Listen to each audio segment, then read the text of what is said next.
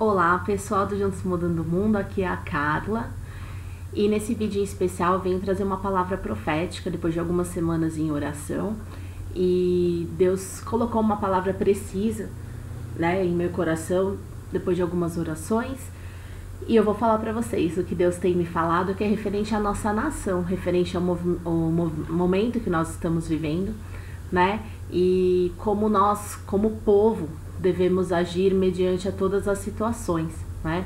Então a palavra que o Senhor me deu está em Oséias, capítulo 2.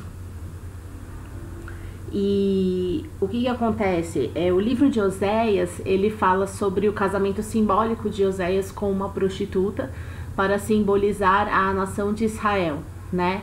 E tudo que estava acontecendo naquela época, porque Deus estava bem bravo com as pessoas, sobre idolatria, né? As pessoas idolatravam outros deuses, tinha idolatria a Baal, e as pessoas se vendiam como fazem hoje, né? Não tem muita diferença de lá até aqui. E o que acontece? Oséias, ele era um profeta e Deus trabalhou com essa analogia, podemos dizer assim, dele se casar com uma prostituta, para que fosse uma simbologia para que nós compreendêssemos a infidelidade de Israel e que Oséias tinha que persistir, porque assim, a compreensão que Deus quer nos dar é que Deus tem uma aliança conosco, que é um casamento, certo? Assim como Jesus é o noivo e a igreja é a noiva de Cristo, as nações também nós podemos considerar como noivas do Senhor, né? Porque Ele faz alianças conosco, e uma aliança representa um casamento, né? E depois de muita oração sobre o Brasil e sobre as coisas que estão acontecendo, o Senhor me levou nessa palavra, né? E quando eu li, a princípio eu falei assim, Senhor, eu não estou entendendo, né? E li e reli, e o Espírito Santo veio trazendo a compreensão. Então o capítulo 2 de Oséias, ele vai descrevendo, né, quando o rompimento de Oséias e a sua esposa, né, que era prostituta, e ele vai delatando todos os pecados, como se fosse na transfiguração de uma mulher, mas eram os pecados da nação de Israel, né? Então as festas pagãs, bebedices, o dinheiro que Deus provia, e aí eles usavam esse dinheiro para Baal, para idolatria, né, e várias outras coisas que o povo fazia, mas que o plano de Deus era a redenção, mas que para acontecer essa redenção, Deus teria que levar aquela nação para um deserto, para que ali ela fosse tratada, curada, nua, né? Para que ela ficasse vulnerável ao agir de Deus. Porque quando a gente tá tudo bem, autossuficiente, assim, Deus é abençoando, abençoando, abençoando. E chega uma hora que a gente acaba confiando mais no nosso taco do que em Deus. É natural do ser humano isso, né? Poucas pessoas realmente são fiéis no pouco, fiéis no muito. E a natureza humana é corrupta, né? Então é isso que Deus fala. Então você tem toda uma parte, toda uma descrição em Oséias 2, por favor leia. Como é meio longo, não vou ler para vocês, mas eu vou chegar no ponto principal, que é a redenção, que é o que Deus queria para a nação de Israel e é o que Deus quer para o Brasil, e aí eu vou chegar lá na explicação. Então o que acontece? Em Oséias 2,14, né, fala assim: portanto, eis que eu a atrairei, que seria a esposa prostituta de Oséias, e a levarei para o deserto, e lhe falarei ao coração. E lhe darei as suas vinhas dali e o vale de Acor, por porta da esperança, e ali cantará como nos dias da sua mocidade, e como no dia em que subiu da terra do Egito. E acontecerá naquele dia, diz o Senhor, que me chamarás meu marido, e não me chamará mais meu Baal. E da sua boca tirarei os nomes de Baalins, e os seus nomes não virão mais em memória. E naquele dia farei por eles aliança com as bestas feras do campo, e com as aves do céu, e com os répteis da terra, e da terra tirarei o arco, e a espada, e a guerra, e os farei deitar em segurança. E desposar-te-ei comigo para sempre, e desposar-te-ei comigo em justiça, e em juízo, e em benignidade, e em misericórdias. E desposar-te-ei comigo em fidelidade, e conhecerás o Senhor. E aí continua, aí tem um finalzinho aqui, né? E entrará em encontro com o povo, e o povo dirá, tu és o meu Deus. Essa palavra, ela veio certeira, no sentido do que a gente está vivendo agora no Brasil, que é toda esse rebuliço político, né, econômico imoral, tantas coisas assim que estão estourando de uma vez. Eu creio que eram coisas que estavam ocultas e Deus está deixando essas coisas surgirem para serem curadas, para o próprio povo criar consciência e Deus ir, porque tá um caos tão grande. E eu creio que a gente vai ter que ser levado ao deserto, que a gente tá assim, ó, caminhando pro deserto, mas ainda não há arrependimento em nosso coração, né?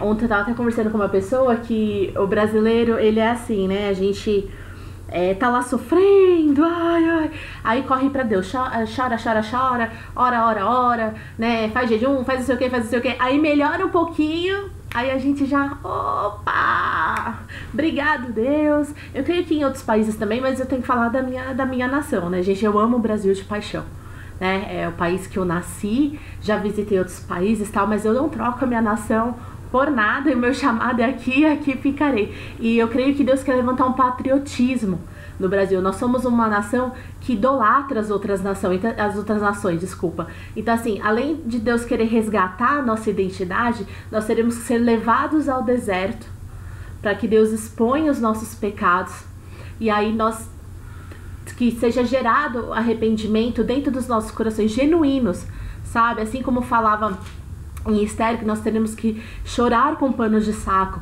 e clamar e orar pelo nosso governo, orar pela violência, orar pelos assassinatos, orar pelas crianças, orar pela prostituição, orar pela economia, orar por qualquer situação, tudo o que está acontecendo. Se a gente realmente não se arrepender de sincero coração e orar muito, muito, nós sofreremos demais, né? E Deus, ele não gosta do sofrimento, né, para o ser humano, mas o sofrimento é necessário, a gente faz parte do mundo e a gente cresce através do sofrimento, né? E eu achei essa palavra incrível, quando Deus mostrou essa palavra, eu falei, Deus, muito obrigada. É aquela coisa, vai piorar para melhorar, né? E Deus precisa assim, no sentido assim, que Ele quer, né? Porque Deus não precisa de nada. Mas assim, Deus está com uma urgência em levantar clamor em oração. E precisa de pessoas que orem e que jejuem, que se sacrifiquem, né? Assim, e dias a fio e pague pelo pecado dos outros. Deus tem me falado isso aqui, que Ele quer levantar pessoas que sofram como Jesus sofreu.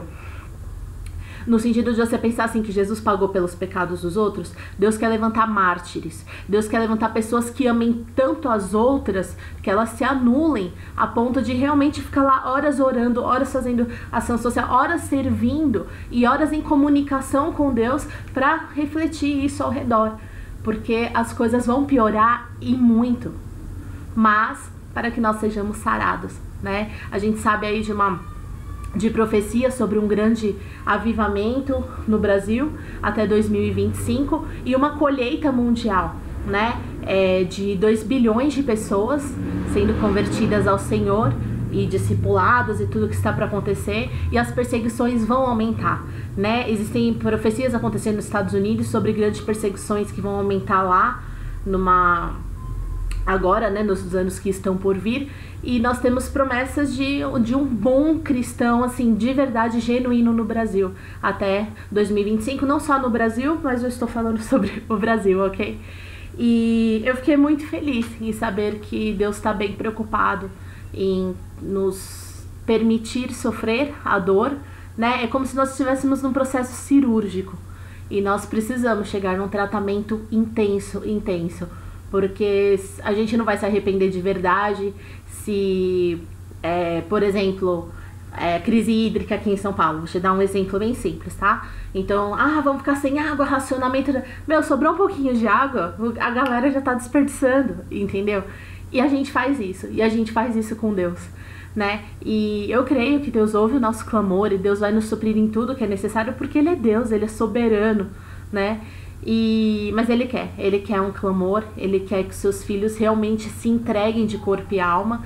Ele quer destruir a idolatria do nosso coração, que a gente pare de idolatrar mamon e tudo que a gente idolatra, né? Mamon não só o dinheiro, mas tudo que o dinheiro gera. Então assim, onde o dinheiro domina a minha vida? O dinheiro domina a minha vida no meu emprego, o dinheiro domina a minha vida no meu relacionamento com as pessoas, com a minha família, com relação a objetos, consumismo, tudo que talvez assim você deixe ou não deixe de fazer por causa do dinheiro, é mamon que está dominando sua vida. não é Deus. E sendo que Deus que é o dono do recurso, né? Então nós precisamos nos livrar de muitas coisas, e Deus quer realmente uma assembleia, né? Uma assembleia para curar a noiva de Cristo, a igreja, e curar a nossa nação. E eu me sinto honrada em saber disso, né? Os planos do Senhor, e eu espero que você se sinta honrado também, em nome de Jesus. Fique à vontade para espalhar essa mensagem se você assim desejar.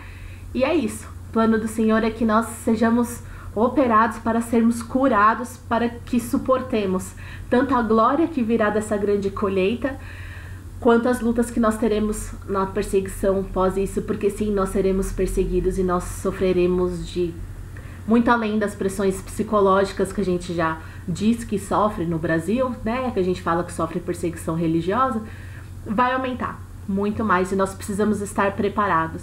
E a igreja de Cristo precisa estar preparada, as pessoas precisam estar preparadas no geral, porque não vai ser fácil. E Deus está assim derramando uma unção tremenda, tá no ar assim para pegar quem quiser. Então dedique-se, coloque seu coração ao Senhor, não viva mais um evangelho como se Deus fosse o seu mordomo empregado para fazer o que você quer. Faça o contrário, viva a vontade dele. Não é fácil, mas deixa Deus te refazer. E se afunde na palavra, né? Procure um cristianismo verdadeiro, procure uma vida com Cristo verdadeira, e Deus vai sorrir assim grandão pra você e falar: filho meu, tava te esperando. E arrependa-se, porque dessa forma você vai conseguir ver o Senhor e entender o que Ele quer para a sua vida. Amém? Deus abençoe vocês, e é isso aí, juntos mudando o mundo. Tchau, tchau.